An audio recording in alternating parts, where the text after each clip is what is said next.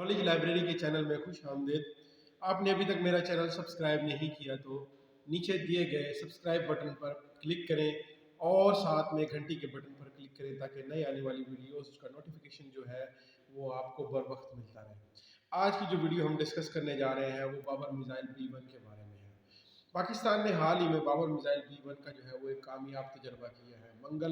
21 दिसंबर बरोज़ मंगल को पाकिस्तान ने मकामी तौर पर तैयार करता बाबर मिसाइल B1 का बेहतरीन रेंज व विजन का कामयाब तजर्बा किया है। प्रेस के मुताबिक जो है क्रूज मिसाइल की रेंज जो है 900 किलोमीटर से ज़्यादा है, जो पहले के इस मॉडल के मिसाइल के फासले से दुगना है। पहले मिसाइल की जो रेंज थी वो तकरीबन 450 किलोमीटर तक महदूद थी, लेकिन अब जो नया B1 क्रूज मिसाइल जो है वो पाकिस्तान की तरफ से बनाया गया है वो है पाकिस्तान का मिसाइल B1 है क्रूज मिसाइल, जिसकी हद रेंज जो है वो 900 किलोमीटर है।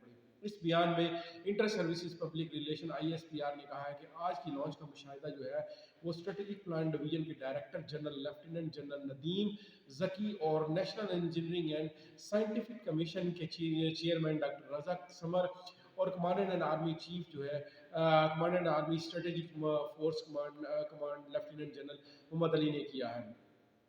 और बेसिकली इस मिसाइल का तजर्बा जो है वो कामयाब हुआ और एक बहुत बड़ी कामयाबी जो है वो पाकिस्तान फ़ौज को मिली है।